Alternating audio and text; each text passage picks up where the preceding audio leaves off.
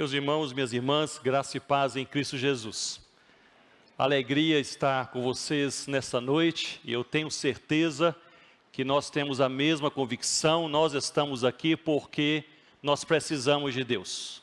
Nós precisamos de Deus para crer em Cristo, para amar a Cristo, para seguir a Cristo e para servir o Senhor Jesus Cristo. Nós estamos aqui porque precisamos dEle. Agradeço a Deus por essa oportunidade, ao pastor Paulo Júnior e toda a equipe por esse precioso convite.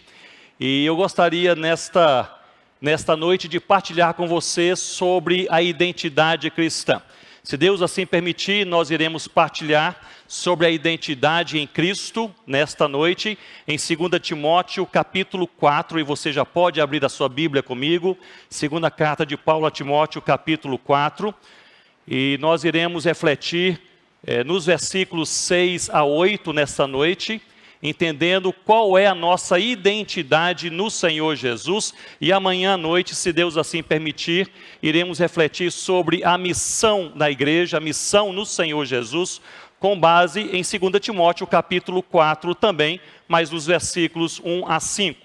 Então nessa noite iremos refletir em 2 Timóteo 4, versículos 6 a 8. E inicialmente eu gostaria de destacar que a vida da igreja, ela deve transcorrer, ela deve acontecer em dois movimentos, e esses movimentos devem ser simultâneos, ou seja, ao mesmo tempo, e devem ser movimentos sincronizados no mesmo ritmo. O primeiro movimento é de guardarmos a nossa fé, quem nós somos em Cristo, o que cremos em Cristo, o quanto cremos em Cristo.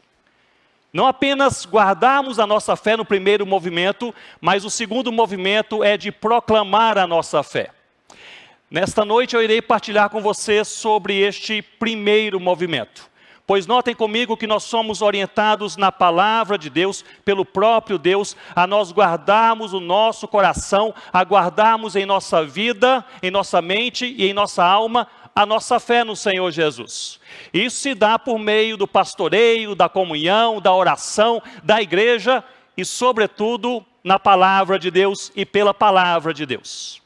Mas somos chamados em Deus não apenas a guardarmos a fé, mas também a proclamá-la, a sermos sal que salga, a sermos luz que brilha, a nós comunicarmos ao mundo com as nossas palavras e as nossas vidas quem é o Senhor Jesus, o que Ele fez, faz e fará por nós, seja do outro lado da rua, seja do outro lado do mundo.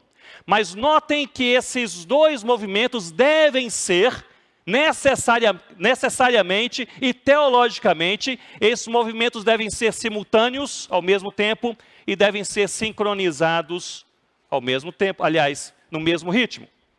Porque se nós proclamamos a nossa fé, mas nós não aguardamos, nós nos tornamos uma casa de ética cristã, um clube de relacionamento pessoal e não um povo redimido pelo sangue do Cordeiro Jesus. Nós perdemos a nossa essência como igreja. Por outro lado, se nós guardamos a nossa fé, mas não a proclamamos, nós nos tornamos sal que não salga, nos tornamos luz que não brilha, nós nos tornamos infrutíferos e inúteis, nós perdemos a nossa missão. Portanto, a falta de conciliação, de conjugação desses dois movimentos teológicos, bíblicos e práticos na nossa vida pessoal e na nossa vida familiar e como igreja do Senhor Jesus, cobra um alto resultado, terrível resultado. Nós perdemos ou a nossa essência como igreja ou a nossa missão como igreja. Nessa noite, nós iremos focar a nossa atenção na nossa essência, na nossa identidade, quem nós somos no Senhor Jesus. 2 Timóteo capítulo 4.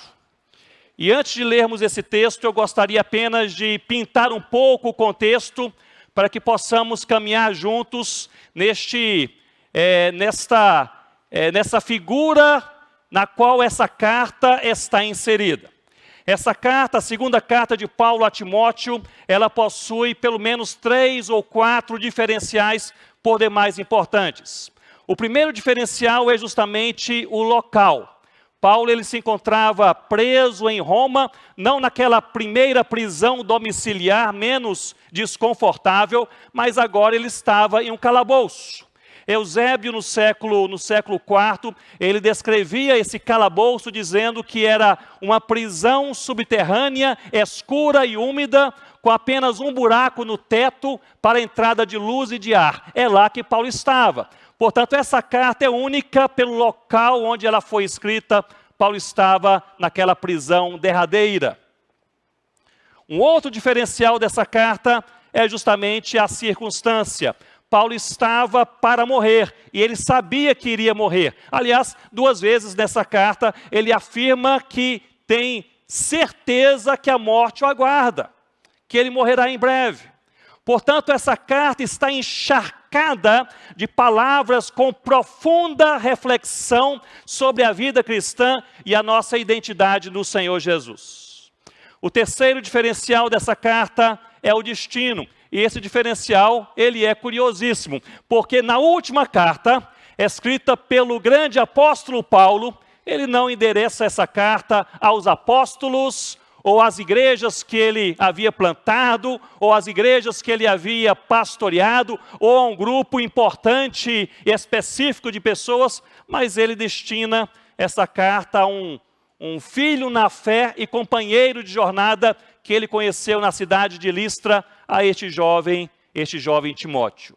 E um quarto diferencial dessa carta é a abordagem, é o discurso. Notem comigo que Paulo, ao escrever a um jovem que está iniciando a sua jornada ministerial, iniciando a sua caminhada como líder, Paulo, ele não fala do início, ele fala do fim. Ele não fala do começo, ele fala como as coisas vão terminar.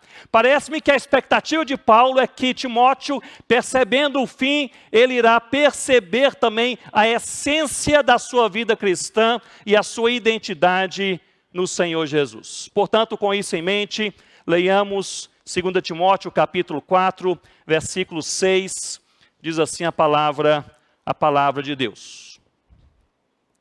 Quanto a mim, estou sendo já oferecido por libação, e o tempo da minha partida é chegado. Todos juntos, versículo 7. Combati o bom combate, completei a carreira, guardei a fé. E diz assim o versículo 8. Já agora, a coroa da justiça me está guardada, a qual o Senhor reto juiz me dará naquele dia, e não somente a mim, mas também a todos quantos amam a sua vinda. Louvado seja o nome do Senhor Jesus. Observem comigo o versículo 7, nós iremos nos concentrar no versículo 7, à luz dessa porção bíblica e à luz de toda essa segunda carta de Paulo a Timóteo. Pois parece-me que nesse versículo 7, em certa medida, de certa maneira, Paulo está aqui inserindo um resumo da sua convicção como crente no Senhor Jesus. Primeiramente, ele fala sobre o combate. E quanto ao combate, observem comigo que Paulo, ele lutou sem se amargurar. Ele diz aqui nesse texto, eu combati o bom combate, afirma Paulo.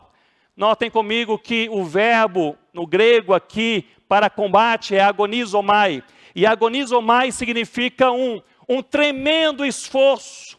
E representa muitíssimo bem a caminhada e a experiência pessoal e apostólica de Paulo. Ele passou por prisões, oposições, enfermidades, decepções. Agonizomai, combate, é justamente uma expressão pesada, uma expressão prolongada, uma expressão desgastante. Mas ele diz que este combate aqui, ele é bom.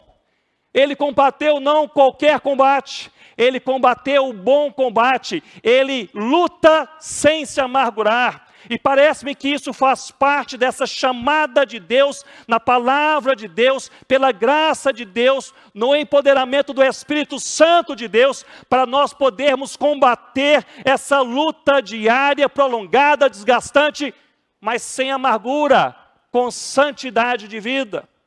Observem comigo, quando Paulo, ele escreve um pouco mais à frente, no versículo 6, ele afirma que o tempo da minha partida é chegado. E para tempo aqui, Paulo não escolhe a palavra grega mais comum, que seria chronos. E chronos seria o tempo no nosso calendário humano. O dia, mês e ano. Não é isso que Paulo está dizendo. O tempo, o dia certo no calendário. O tempo certo no calendário da minha morte é chegado. Ele utiliza aqui a palavra grega kairos, que significa o tempo certo, o tempo oportuno. Notem comigo, isso é impressionante. O apóstolo Paulo, mesmo em uma prisão escura, e ele está preso por estar sendo perseguido pela sua fé no Senhor Jesus, ele está reconhecendo que mesmo aquela morte trágica não acontecerá fora do tempo de Deus. Ele termina a sua vida cansado, mas não termina a sua vida amargurado. Ele luta sem amargura até o fim, até o fim. Observem comigo que, talvez quando Paulo ele escreveu essas palavras a Timóteo, talvez tivesse em mente Jó capítulo 14, versículo 5, quando diz que os nossos dias estão contados pelo Senhor, e eles estão determinados pelo Senhor. Mas o certo é que Paulo está aqui, nesta carta pastoral, ele está ensinando a Timóteo aquilo que na prática diária de alguém que está encarcerado, pronto a morrer, alguém que está abraçando a sua teologia que ele tanto ensinou, a teologia na soberania de Deus, a crença de que Deus está no controle das nossas vidas e de todo o universo, não importa o que aconteça. Deus é soberano, Ele é governador, Ele é o rei, nossas vidas estão nas mãos dEle, nas mãos dEle. Portanto, ele pode escrever aqui a Timóteo dizendo, o momento certo da minha partida é chegado. O Império Romano pensa que é ele que está determinando o dia da minha morte. Não, é o Senhor meu Deus. A minha vida está nas mãos do Senhor. Meu irmão e minha irmã, olhe bem para mim nesse momento. Lute a sua luta sem amargura. Mesmo se você estiver passando pelo vale da sombra da morte, entenda que não há nenhuma pressão ou oposição ou provação em sua vida que Deus não poderá usar para transformar você e transformar a mim também como um vaso de honra nas mãos do oleiro. Porque aqui nós vemos esta necessidade de nós crermos que Deus controla o incontrolável e o faz para a sua glória. Portanto, para nós lutarmos a luta, combatermos esse bom combate sem amargura, eu trago a vocês brevemente 3 conselhos à luz da vida de Paulo e à luz dessa carta a Timóteo. Primeiro conselho: busque em sua luta os motivos de gratidão a Deus.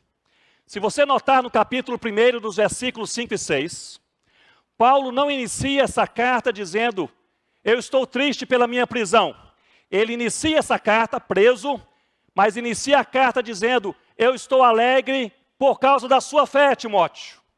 Ele inicia essa carta no momento mais difícil da sua vida, pessoalmente falando, lembrando, trazendo da sua mente ao seu coração motivos de gratidão a Deus. Mesmo em uma masmorra escura, ele diz, Deus está fazendo coisas boas e novas. E ele relembra, ele faz esse exercício de fé e de memória. Deus, Ele está fazendo algo novo e há motivos de gratidão ao Senhor. Eu creio que talvez tenha sido este um dos passos importantes do apóstolo Paulo para lutar até o fim sem se amargurar. Ele buscou em sua luta motivos de gratidão a Deus. Segundo conselho, assuma as suas lutas como suas. Evite esse discurso de negação, ou vitimização, ou autopiedade, como se a luta pela qual você passa não fosse sua. Evite esses pensamentos, porque isso está acontecendo justamente comigo, e justamente agora, e justamente dessa forma. Aqui no capítulo 4, Paulo diz que a sua hora era chegada. ele não se vitimiza, ele não questiona a natureza da batalha, ele não diz, eu estou no lugar errado, na hora errada, ele diz, a minha hora chegou, esta é a minha luta, é a porção que me cabe.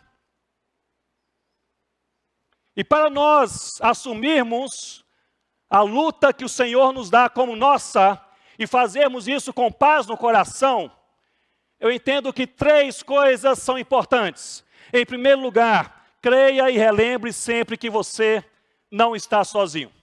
Em Mateus capítulo 28, nós lemos que o Senhor Jesus disse aos discípulos, e eis que estarei convosco, quando, meus irmãos? Todos os dias, todos os dias. Você não sabe o que vai acontecer daqui a 5 minutos ou daqui a 5 anos, mas uma coisa você e eu, nós sabemos, nós não estaremos sozinhos, não estaremos sozinhos. Em segundo lugar, não há provação ou tentação que seja maior do que possamos suportar. Deus dá o escape, no momento de Deus, do jeito de Deus, no propósito de Deus. Em terceiro lugar, o Senhor há de usar a nossa provação para o nosso amadurecimento, nos transformando em vasos de honra nas mãos do oleiro e para o oleiro. Louvado seja o nome do Senhor Jesus. Deus faz essa caminhada, e essa caminhada passa por provações, passa por decepções, passa por pressões e opressões. Terceiro conselho, o primeiro foi o seguinte: busque em sua luta os motivos de gratidão a Deus. Segundo, assuma as suas lutas como suas. Terceiro conselho, não lute as lutas que não são suas. Esse é um outro conselho importantíssimo. Você não é chamado para fazer todas as coisas. Você não é chamado para evangelizar todas as pessoas, pastorear todas as igrejas, resolver todos os problemas, a escrever todos os artigos, a dar a resposta a todas as perguntas. Você é chamado por Deus para ser fiel ao que Deus colocou em suas mãos na medida de Deus. Portanto, a pergunta que você e eu precisamos fazer para servirmos ao Senhor Jesus com fidelidade é esta: qual é a medida de Deus? Aqui nessa carta, no capítulo 2, no versículo 15, Paulo está instruindo Timóteo a se apresentar a Deus como obreiro aprovado. E é interessante que Paulo utiliza aqui uma expressão grega, que é uma expressão mais incomum. Ele diz a Timóteo: apresente-se a Deus como obreiro aprovado. A expressão grega para aprovado é dokimos. Dokimos era uma expressão antiga no mundo helênico e também romano, mas no meio comercial, para moedas que tinham o tamanho inteiro, tamanho completo, não eram adulteradas. Já naquela época, milhares de anos atrás, muitos comerciantes, eles pegavam as moedas, metal precioso, raspavam as bordas da moeda, vendiam aquele metal raspado e eles negociavam as moedas como se fossem inteiras, mas não eram. Era quase imperceptível, mas eram um pouco menores. Havia, porém, alguns comerciantes que eles eram íntegros e eles eles negociavam usando apenas as moedas não adulteradas, originais, inteiras, íntegras. E esses eram chamados de dokimos. E é justamente essa palavra que Paulo utiliza aqui para dizer a Timóteo: você deve se apresentar perante Deus como obreiro aprovado. Dokimos significa na medida certa, nem mais nem menos. Não queira fazer mais do que Deus colocou em suas mãos. Não queira fazer menos do que Deus confiou a você. Eu penso que se a preguiça nos leva a fazermos menos do que aquilo que Deus nos confiou, o orgulho, ele nos tenta fazermos mais do que a medida de Deus em nossas vidas. Portanto, lute até o fim sem se amargurar. E nesse momento eu quero deixar uma pergunta bem pessoal para você. E a pergunta é essa: há amargura no seu coração? Amargura com uma pessoa, com algumas pessoas, com um fato, um evento, uma situação, uma injustiça, um constrangimento, uma necessidade ou uma expectativa. Há alguma amargura em seu coração? Se há alguma amargura em seu coração, coloque perante o altar de Deus e deixe para trás em nome do Senhor Jesus, para que possamos caminhar e pela graça de Deus chegarmos ao final das nossas vidas, seja daqui a 5 minutos, seja daqui a 50 anos, e pela graça do Senhor nós podermos entender que nós lutamos o bom combate e lutamos tudo, na graça de Deus, no poder de Deus, na vontade de Deus, mas nós lutamos sem amargura. Vamos terminar a vida cansados, mas não amargurados com a graça do nosso Senhor Jesus. Nós podemos observar também, com foco no versículo 7, à luz de toda essa carta, que quanto à carreira, Paulo, ele a completou sem se vangloriar. Já observaram isso? Se você já leu essa segunda carta em uma só sentada, você percebe isso claramente. Paulo não gasta nenhuma linha nessa sua última carta exaltando suas realizações. É a sua última carta. Alguém poderia esperar um relatório. Ele fez tantas coisas, liderou equipes, plantou igrejas, pastoreou igrejas, confrontou pessoas. Ele sofreu por causa do evangelho do Senhor Jesus.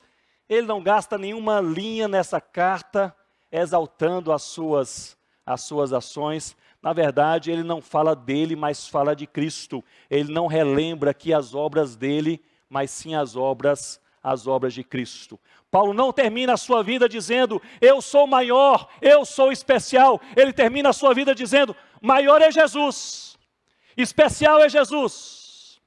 Observem comigo o versículo 8, quando Paulo diz que ele receberá a coroa da justiça. Duas coisas profundamente interessantes aqui. Em primeiro lugar, ele não diz que receberá sozinho. Diz ele aqui que ele receberá, mas também todos que amam a sua vinda.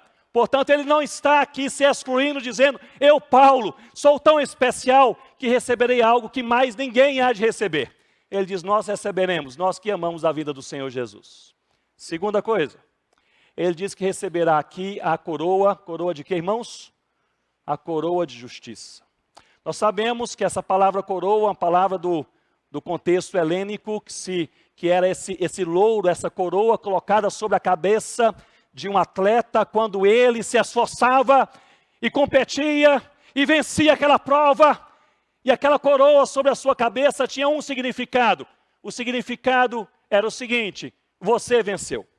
Mas Paulo ele não diz que receberá a coroa, ele diz que receberá a coroa de justiça. Ele utiliza aqui a mesma raiz da palavra justificação, relembrando que somos justificados em Cristo. Preste atenção nisto. Coroa significa você venceu. Coroa de justiça significa você venceu por causa do Cordeiro Jesus. Por causa do Cordeiro Jesus. Ele termina a sua vida não se vangloriando. Eu venci porque sou Paulo. Eu venci pois sou maior, sou especial. Ele diz, eu receberei. E vocês também, que amam a vinda de Jesus, vocês também receberão. Nós receberemos a coroa de justiça. Nós vencemos por causa do Cordeiro Jesus. Na sua carreira, ele a completa sem vanglória. Sem vanglória. Meus irmãos e minhas irmãs, eu estou convencido que em nossos dias, em nossos tempos e na igreja brasileira, eu estou convencido que nós precisamos falar menos de nós e mais de Cristo. Eu estou convencido que nós precisamos apontar menos para os nossos líderes e mais para o Senhor Jesus. Eu estou convencido que nós precisamos levantar menos a nossa bandeira e mais alto a bandeira do Cordeiro de Deus que tira o pecado do mundo. É realizar essa jornada, que Paulo chama de carreira. É a medida de Deus para toda a sua vida. E fazer isso sem se vangloriar. E você e eu poderíamos levantar essa pergunta, por que Paulo não se vangloria? teria motivos humanos, não é, palpáveis, para fazer aí, vou usar essa oportunidade dessa carta e fazer aqui umas 15 páginas somente das minhas maiores realizações, né, para ficarem ali imortalizadas. Não é isso que ele faz. Mas por que Paulo não se vangloria? E essa é uma boa pergunta. Talvez haja muitas respostas. Mas eu creio que ele não se vangloria porque ele conhecia Deus de perto. À medida que nós conhecemos a Deus, nós reconhecemos que somos limitados. Ouvimos isso essa noite. E à medida que conhecemos a Deus, não apenas reconhecemos que somos limitados, mas reconhecemos que qualquer coisa, boa ou justa, que aconteça é pela graça de Deus, não é por sermos especiais, mais capazes, mais habilidosos, mais criativos, com a pegada original que ninguém pensou. Se Deus se manifesta, é por causa de Deus. E esta teologia paulina da soberania de Deus, que concilia essa percepção que sem Deus nada acontece, por outro lado também o leva a crer e perceber que com Deus qualquer coisa pode acontecer. E são duas verdades da mesma moeda. Sem Deus nada verdadeiro acontece. Nós podemos organizar os melhores congressos, chamar as melhores pessoas, ter o melhor ambiente climatizado, o som, o melhor preparo, etc. Sem Deus nada acontece, nós dependemos de Deus. Por outro lado, em Cristo nós temos esperança, portanto, com Deus qualquer coisa pode acontecer. Não há coração tão duro que Deus não possa quebrar. Você concorda comigo? Não há casamento tão destruído que Deus não possa restaurar. Não há filho tão perdido que Deus não possa resgatar. Não há igreja tão morta que Deus não possa reavivar.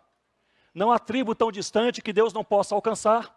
São duas verdades da mesma moeda, sem Deus nada e com Deus qualquer coisa. Portanto, nós somos chamados a viver com paz no coração e com muita expectativa de alma. Se Deus se agradar, amanhã cedo, algo novo e bom pode acontecer em minha alma. Paulo não se vangloriava porque ele conhecia Deus de perto. Conhecia Deus de perto. Quando eu era estudante no Seminário Presbiteriano do Norte, ainda bem jovenzinho, lá no Recife, tínhamos a expectativa todo ano de receber reverendo Josafá, que pregava ali anualmente no seminário, éramos muito edificados. E o diretor daquele seminário, o reverendo Francisco Leonardo, um homem de Deus, doutor em História da Igreja, especialista em grego do Novo Testamento, um homem piedoso, muito sábio. Ele tinha um gabinete que era o gabinete do diretor.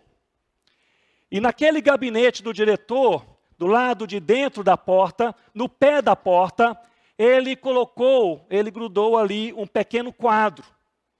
E aquele pequeno quadrinho, com letras bem pequenas, estava escrito ali em inglês, "Not I, but Christ". Não eu, mas Cristo. Bem pequenininho, quase imperceptível. E ele tinha uma prática pastoral. Como diretor, ele recebia os estudantes e todas as reclamações.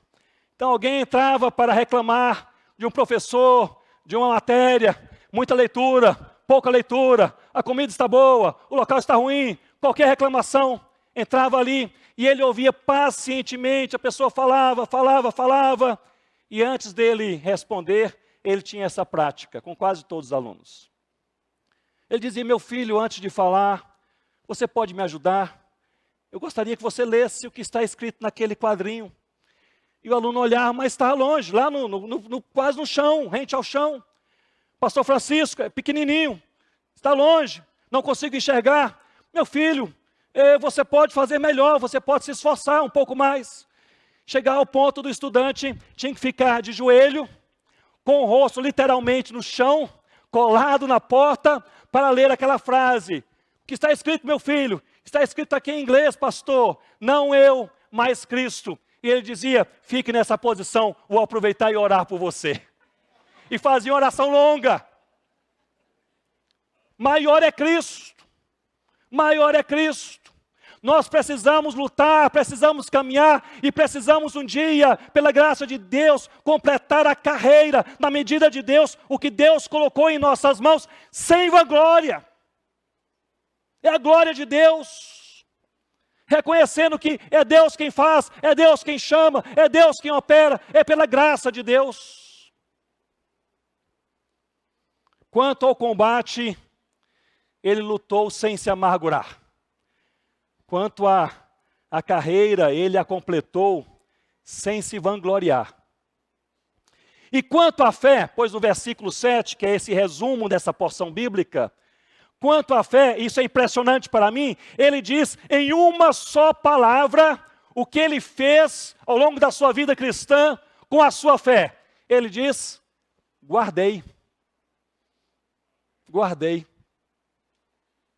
São os dois movimentos da Igreja de Cristo, guardar a nossa fé e proclamar a nossa fé ao mesmo tempo. Paulo diz, quanto à fé, eu aguardei. O que nós estamos guardando como tesouro mais precioso em nossas vidas? Realizações, histórias, posses, relacionamentos, legados, status, reputação, talvez títulos, façanhas pessoais. A expressão usada pelo apóstolo Paulo para guardar, a expressão grega tereo, é a mesma expressão que aparece em Mateus capítulo 19, quando o jovem rico, ele aborda o Senhor Jesus, o que eu posso fazer para alcançar a vida eterna? E Jesus responde, entre tudo na vida, guarda os mandamentos. É a mesma expressão tereo, guarda os mandamentos. A lição aqui é claríssima, guarde a sua fé como quem guarda o tesouro mais precioso. O tesouro mais precioso. Há alguns anos atrás, eu comecei a reler as cartas paulinas,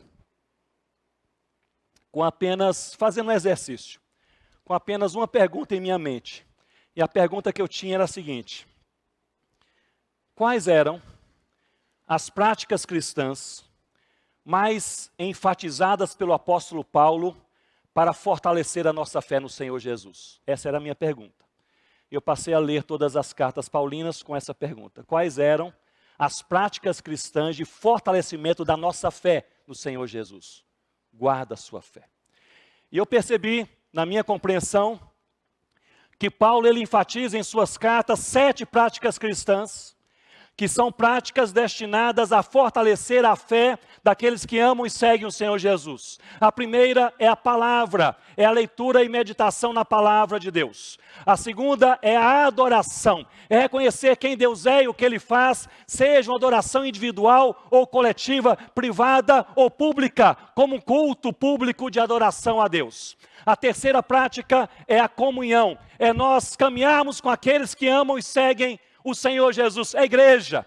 A quarta prática é a oração, é nós termos uma vida de diálogo com o Pai em nome do Filho Jesus Cristo. A quinta prática é a santidade, é nós buscarmos de maneira intensa e intencional uma vida pura que agrada o coração de Deus. A sexta, as boas obras, é chorar com quem chora, é abraçar e socorrer o aflito e o necessitado. E a sétima prática é a missão. É nós abrirmos a nossa boca e mostrarmos com a nossa vida quem é Jesus, o que Ele fez, faz e fará por nós. Portanto, eu entendo que Paulo, ele está instruindo nessa sua, podemos chamar, teologia paulina de fortalecimento espiritual, de guardar a fé. Ele está enfatizando a palavra, a adoração, comunhão, oração, santidade, boas obras e missão. Guarde a sua fé. Guarde a sua fé. Eu gostaria de destacar também que a fé, que deve ser guardada pela graça de Deus em nossos corações, ela possui um efeito didático em nossas vidas, especialmente em 3 áreas.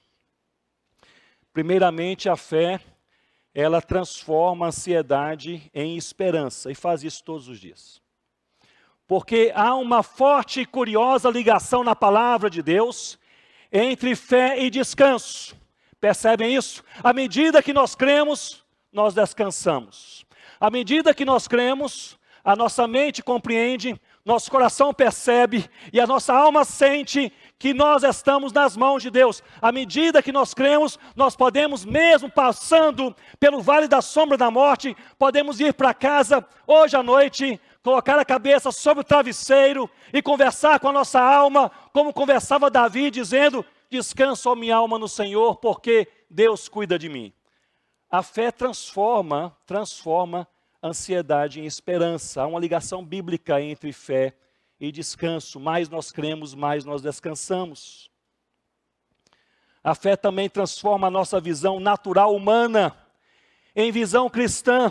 À medida que cremos, passamos a ver as coisas como elas são. A nossa própria cosmovisão é redimida, transformada, ela é redesenhada pela palavra de Deus no Senhor Jesus. E a partir daí nossas vidas não são mais guiadas pelas conjecturas humanas quebradas, como o otimismo, o pessimismo, o fatalismo, a alta piedade, mas pela verdade da palavra de Deus.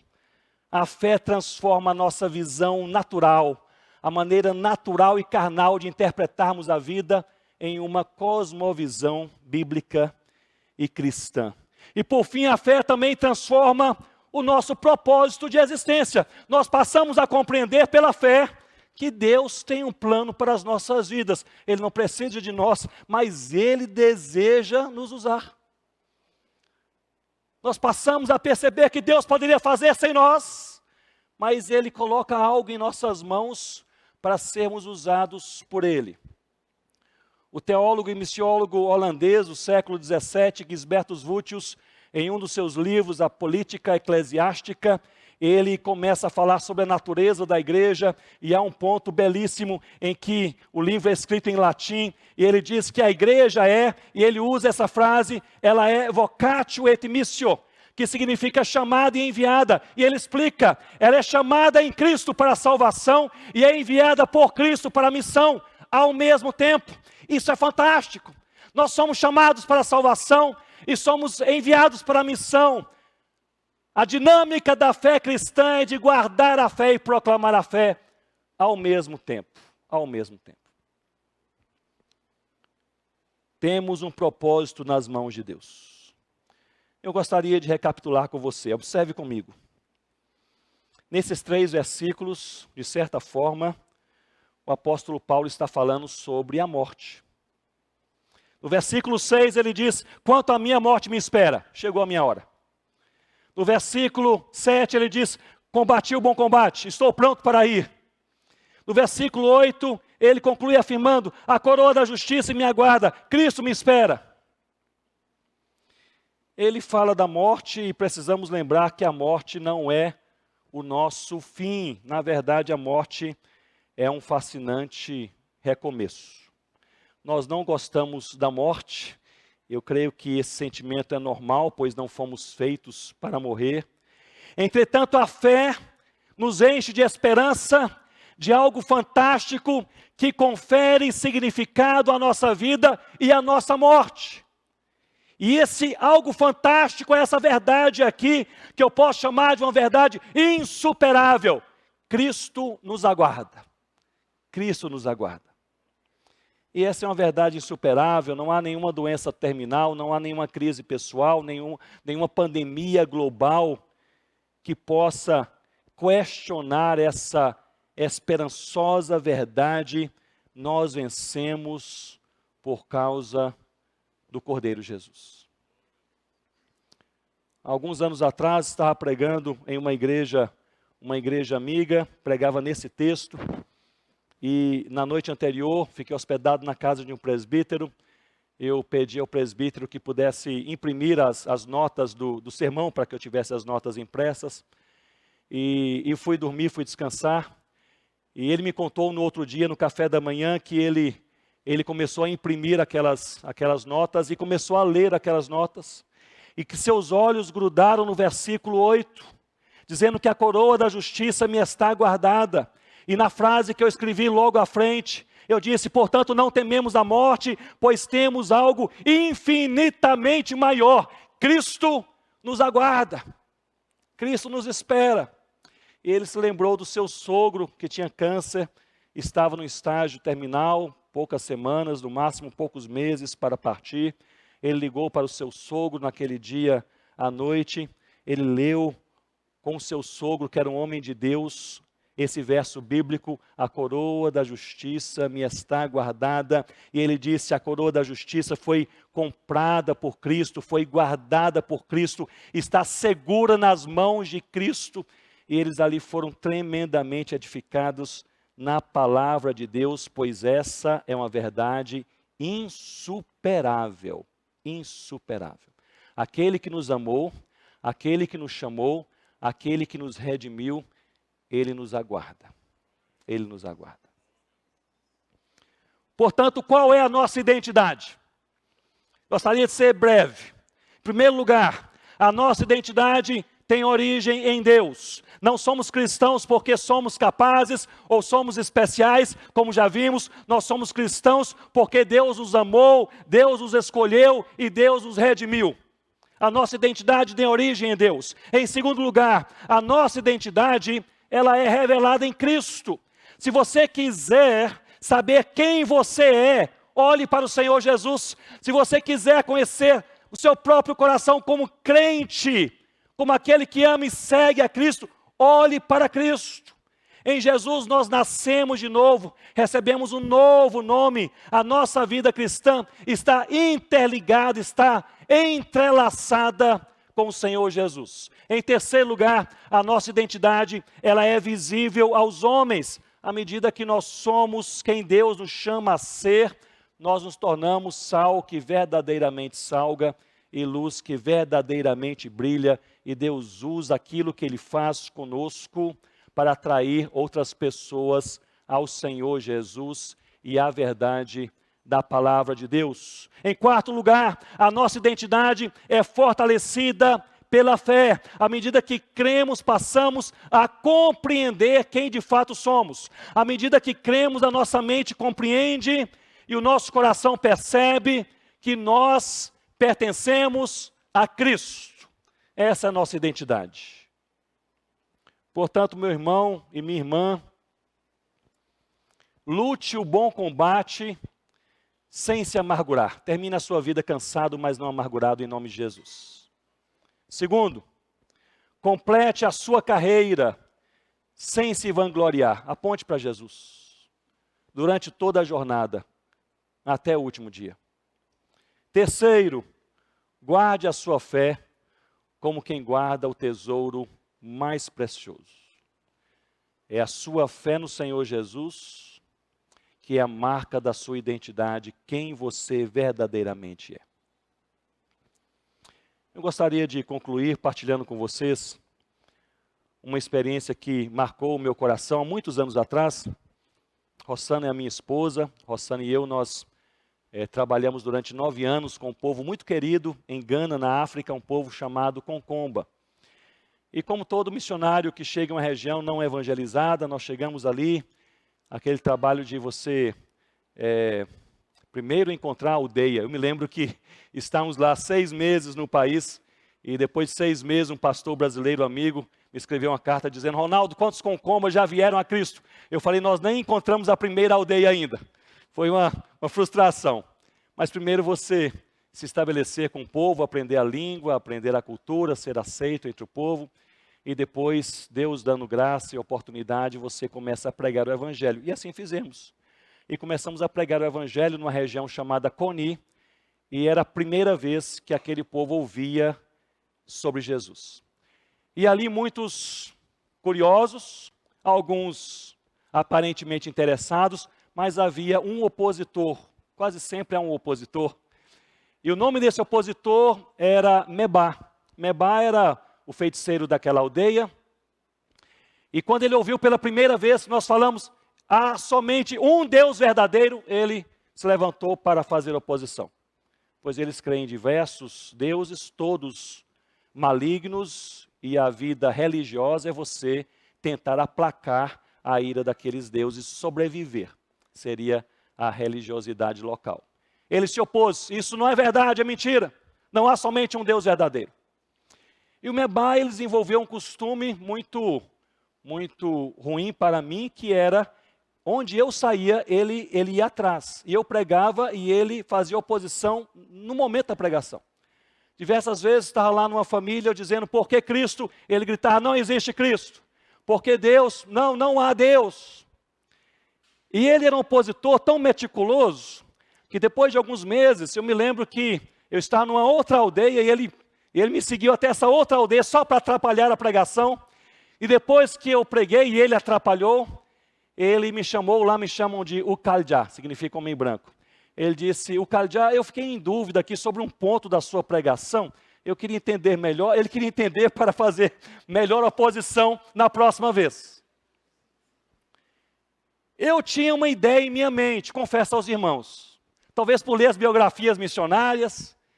A ideia que eu tinha em minha mente é que numa região totalmente não alcançada pelo Evangelho, a primeira pessoa que viria a Cristo, essa pessoa viria a Cristo enquanto eu pregava a palavra. Pregava a palavra e aquela pessoa então, compreendendo passo a passo o Evangelho, aquela pessoa seria transformada pelo Evangelho. Eu tinha expectativa. Eu fazia ali um rodízio em aldeias e famílias abertas a ouvir o Evangelho de Cristo. Eu ia passo a passo, parte a parte, pregando a palavra durante meses. Naquela expectativa, quem será o primeiro a ser transformado pelo Evangelho do Senhor Jesus? Tamanha foi a minha surpresa. No final de tarde, eu estava ali tomando banho, e eu ouvi um barulho na aldeia, as pessoas correndo e gritando, e eu saí correndo, vesti uma roupa, e eu perguntei às pessoas o que está acontecendo, e todos correndo para o centro da aldeia. E alguém disse, o Mebá, aquele opositor, o Mebá enlouqueceu, perdeu o juízo, e correram para lá e eu corri. E lá estava o Mebá, aquele feiticeiro na aldeia, estava embaixo de uma árvore, gritando e pulando. E eu me lembro da cena até hoje. Uma veia no seu pescoço pulava, ele gritava, e ele pulava. Ora, você vê um feiticeiro pulando e gritando, você pensa, está possesso? E aquela multidão ao seu redor, eu fui me aproximando, tentando entender, também confuso sobre as coisas. Notei que os filhos do Mebá estavam ali ao seu redor, tentando falar com ele. Ele não ouvia ninguém. As pessoas tentavam segurar ele tirava as mãos das pessoas, ele pulava, ele gritava. E eu comecei a perceber o que ele falava. E ele repetia a mesma frase sempre. Ele dizia, na língua concomba limão pelo, ele dizia, concó não iam, cocó. Que significa, agora eu sei, agora de fato eu entendi tudo. E ali me aproximei um pouco mais, de repente, o seu filho mais velho segurou o Mebá pelo braço e disse, meu pai, o que foi que você entendeu? Ele parou de pular, parou de gritar, lágrimas começaram a descer pelo seu rosto, ele olhou ao redor e ele disse, agora eu entendi que Deus é todo-poderoso, Ele me ama e Cristo será a minha salvação eterna. Aquelas frases se transformaram no hino que a igreja Concomba canta até os dias de hoje. Deus é todo poderoso, Ele me ama e Cristo será a minha salvação eterna. Aquele homem foi transformado pelo poder do Evangelho de Deus, no Espírito Santo de Deus, depois de ter ouvido abundantemente o Evangelho e fazendo oposição a ele, mas sozinho embaixo de uma árvore, para deixar bem claro que não é pela presença de um missionário, ou de um pregador, ou de um tradutor, ou de alguém de fora, mas é pelo poder de Deus que a igreja de Deus caminha para a glória de Deus. Mebá, ele levou os seus 11 filhos e a sua esposa ao Senhor Jesus. E a vantagem de você ser plantador de igreja em locais onde a família é grande, é que uma família se converte, já nasceu a igreja. E a igreja nasceu com a família do Mebá. Ele faleceu há poucos anos atrás. E eu conversei à distância com o seu filho, e ele disse, até o seu último suspiro, ele falava da alegria em Cristo e da expectativa de se encontrar com Cristo face a face, porque Cristo o esperava. Guarde a sua fé como quem guarda o tesouro mais precioso. Vamos orar. Senhor Deus, nós louvamos ao Senhor porque o Senhor é o Deus revelado na palavra, que nos confronta, nos consola e nos dirige. Ó Pai, nós queremos lutar esse combate também sem amargura. E se há alguma amargura em nossos corações, queremos colocar perante o Senhor, e em nome de Jesus deixar para trás. Nós queremos também, ó Deus, completar a carreira sem vanglória alguma. É só Jesus, é só Jesus. E se há alguma vanglória em nossos corações, tira, ó Deus, quebranta em nome do Senhor Jesus.